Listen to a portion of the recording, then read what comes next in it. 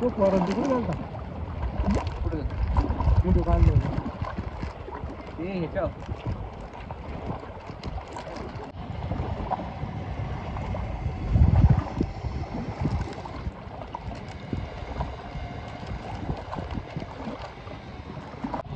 एवढी शॉपिंग लोक आहे.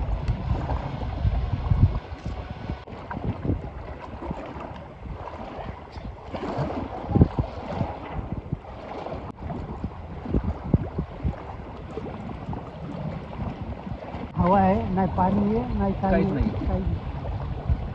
म्हणजे सूर्य हो पाऊ पाणी नाही पडत का बरं? वरती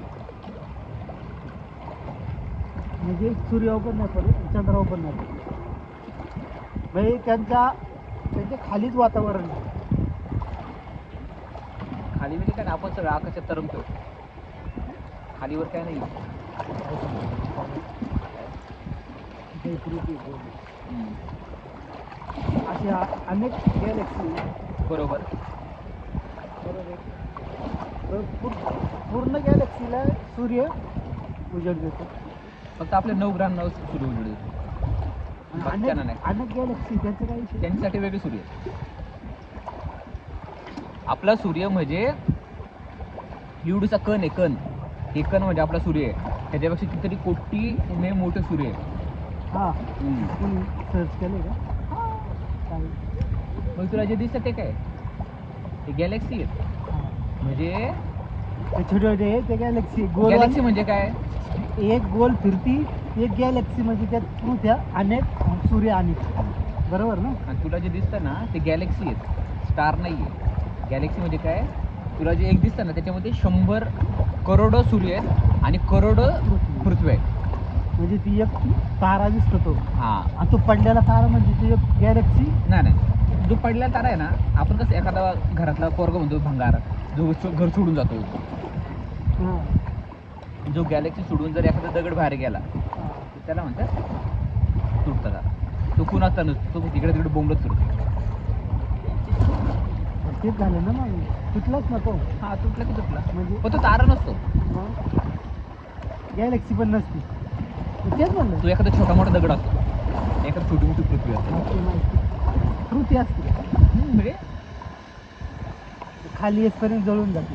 हां, कारण का पृथ्वीच्या आवरण तू जेव्हा तू येतो ना, कारण का आपले खूप सारे गॅसेस आहेत ना, हवा, हायड्रोजन, नायट्रोजन, कार्बोजन, ही सगळी हवा आहे ना, आणि जेव्हा तू पृथ्वीच्या कॉन्टॅक्टमध्ये येतो तेव्हा तो नाही जळून जातो. पहिल्यापासूनच येत नाही पृथ्वीच्या, आता गॅस काय झालं? डायनोसॉर काय माहिती? गॅसमुळं एक ॲस्ट्रॉइड आला, म्हणजे एक दगड आला जो पृथ्वीवरती पडला आणि पृथ्वीवरचं पूर्ण त्याने हवामान तो आल्यामुळं काय एवढी उष्णता होती ना, तो पण जळून गेला आणि हवा बिवा सगळी जळून गेली. मग सगळे प्राणी जळाले, सूर्याची लाईटच पृथ्वीवर येत नव्हती कारण थोडी धूळ आकाशात होती. मग तरी करोडो वर्ष आपण अंधारात होतो. मग आपला जन्म झाला का? आता हे पाणी आहे. सगळे मिळून पाण्याच्या खाली काहीतरी जिवंत राहिलं असेल ना, किंवा मातीच्या खाली काहीतरी, किंवा एखादा अर्ध जिवंत राहिलं असेल ना बारीक बारीक, त्यानंतर पुन्हा सृष्टी निर्माण झाली. म्हणजे एखादा टापू वाचला, म्हणजे जे माकडापासून माणसं व्हायच्या आधी अगोदर तुला बिग बँग माहिती आहे का? हे जग कसं निर्माण झालं तुला माहिती आहे?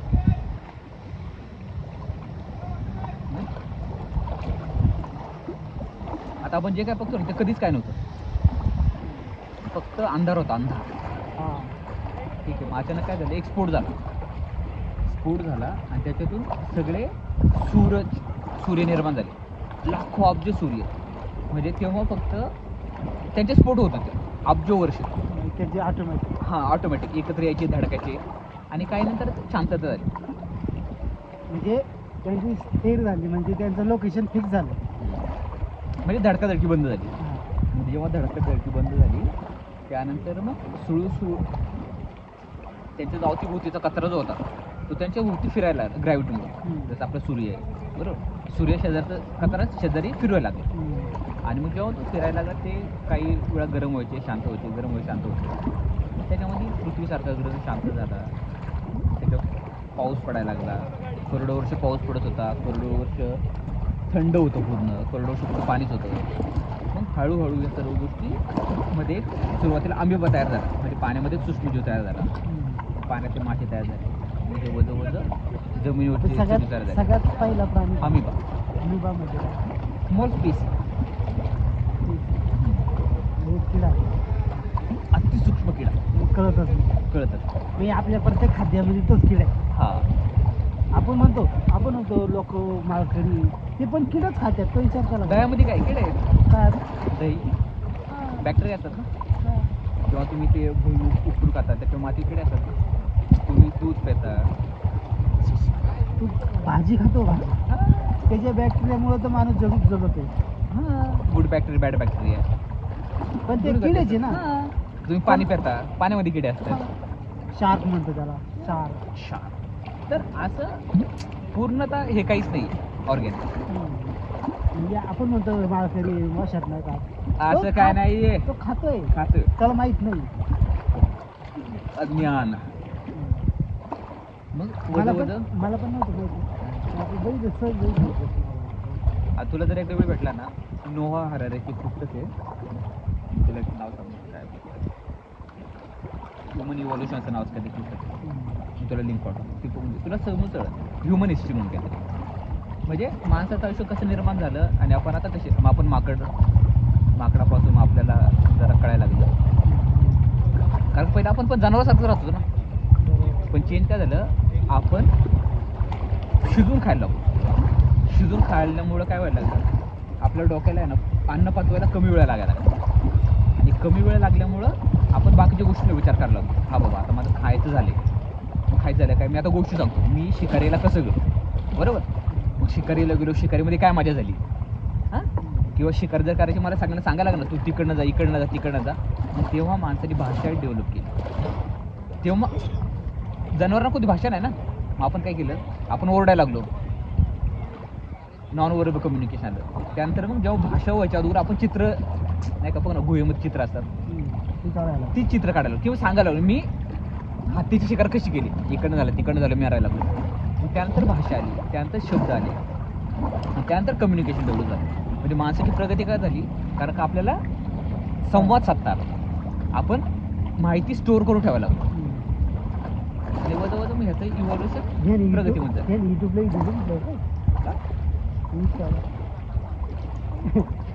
बाटलीला वळ पाडायचं, त्यात पीठ टाकायचं, वडायचं. बरोबर ना. त्याच्यामुळं जेव्हा तू अशी हिस्ट्री वगैरे वाचतो ना, तू त्याला कळतं, अरे जर हिस्ट्रीमध्ये जर हे तर असं वाटतं की हा जे काय झालं ते सृष्टीच्या हिशोबाने झाले आणि होत चालले. सृष्टी कुणी बनावी, ॲक्सिडेंट म्हणजे माझ्या हां. आता जेव्हा एक मुलं पण होतात, बरोबर, तो पण एक ॲक्सिडेंट असतो ना. 100% तुम्हाला माझं लग्न झालं 9 महिन्यात तुम्हाला पोरगं होणार होतं का, नाही होत ना, ॲक्सिडेंट असतो ना, लक बाय चान्स. मग जेव्हा तुम्ही पृथ्वीवरती जेव्हा निर्माण करत होते, जशा तुमच्या सराउंडिंग कंडिशन होत्या तसं झालं ना. आता समजा आपण जर ह्याच्यामध्ये गेलो, आफ्रिकेमध्ये गेलो, तिकडं ऊन जास्त आहे, तिकडे लोक काळीच आहेत ना. मग तुम्ही युरोपमध्ये जा, तिकडे थंडी जास्त आहे, ती लोक उंच जास्त आहेत, गुरी जास्त आहे, हायटेड जास्त आहे, ताकद जास्त आहे, आणि ते फक्त नॉनव्हेज खातात. ती थंड काय माहिती का, ते आपली जी पृथ्वी आहे ना, ती एकदम हट्टीकट्टी काय ते तुला माहिती आहे. आपली पृथ्वी गोल आहे, बरोबर. आपली पृथ्वी अशी फिरते, तर सूर्यकिरण इकडे धडकतात, म्हणजे इकडे गरमी जास्त असणार. इकडे वर जातो म्हणजे सूर्यकिरण पडत नाही इकडे, त्याच्यात थंडी असते. त्यात तिकडचं बर्फ चढत नाही, थंडी असते, त्याच्यामुळे ते लोक नॉनव्हेज जास्त खातात, गुरु जास्त होतात. आणि ती का हट्टीकट्टी का असते, नॉनव्हेज खातात,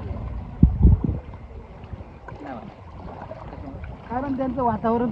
तू थंडीमध्ये जेवण जास्त माणूस खातो आणि उन्हाळ्यामध्ये कमी खातात, बरोबर. पाणी पितो जास्त. हा, अरे त्याच्यामुळं ती लोक आहे ना, इंडियामध्ये लोक थोडी जरा मिड साईज मध्ये आहेत, जरा थोडी बुटकी म्हणताय, बुटकी म्हणजे ग्रोथ, हाईट थोडी कमी आहे.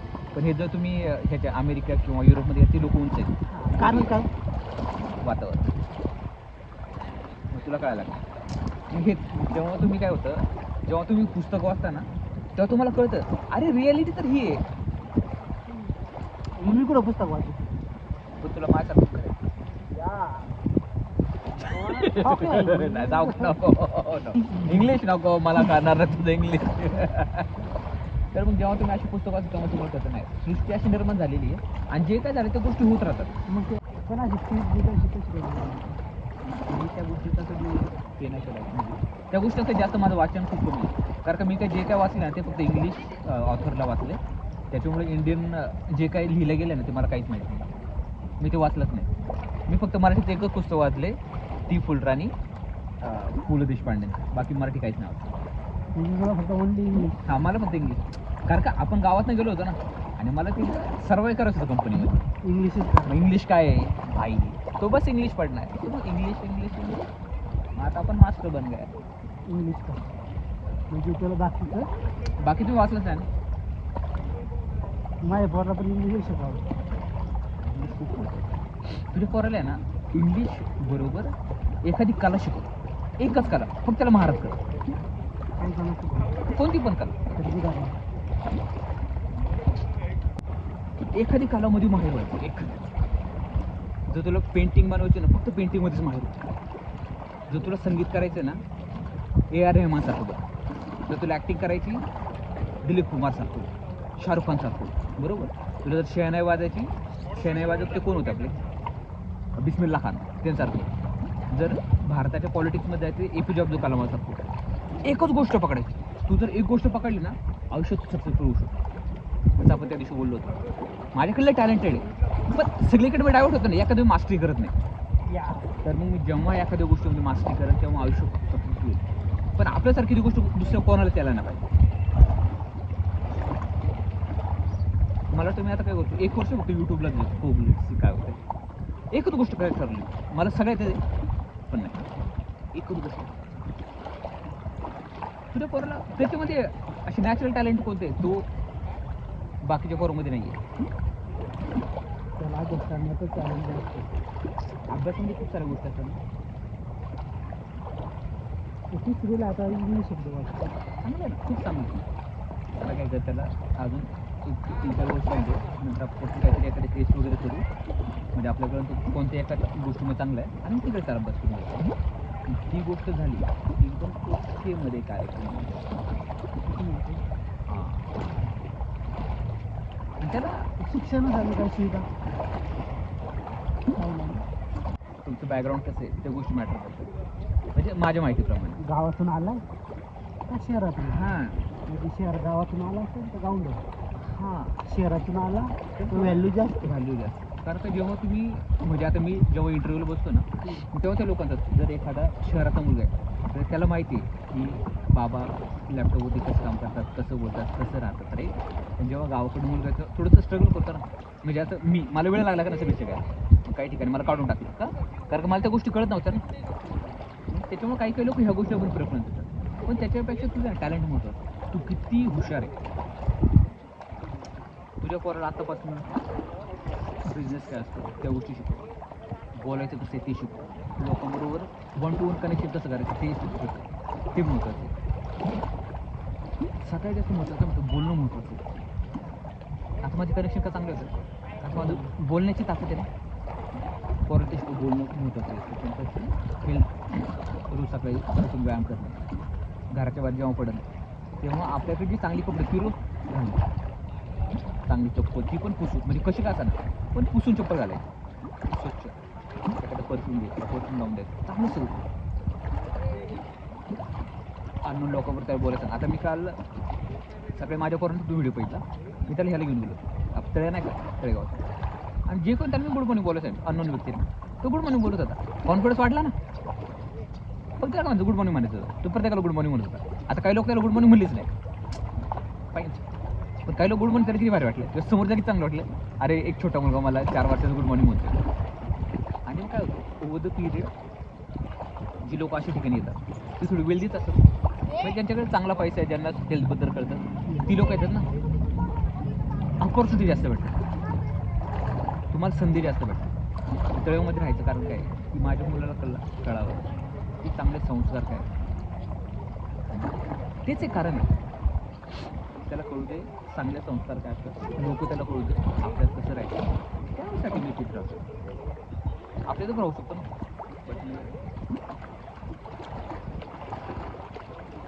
आता येणारा काळ तर आहे ना याच्यामध्ये खूप फरक असणार आहे. येणारे 20-30 वर्षांमध्ये इथं बघतो तुमचं टॅलेंट ठीक आहे. खूप आहे. आपला काळ गेला आता आपलं काय झालं 10-15 वर्ष राहिलं आणि आपलं निघून आहे. त्यांचं अवघड आहे. सारखं वातावरण चेंज होते. समजतंय का? आणि काय नाही जसं तू म्हणतो ना नशीब नावाची पण गोष्ट असते आणि नशिबाबरोबर तो टॅलेंट पण होतं. म्हणजे दोन्ही गोष्टी महत्त्वाच्या आहेत. आहे ना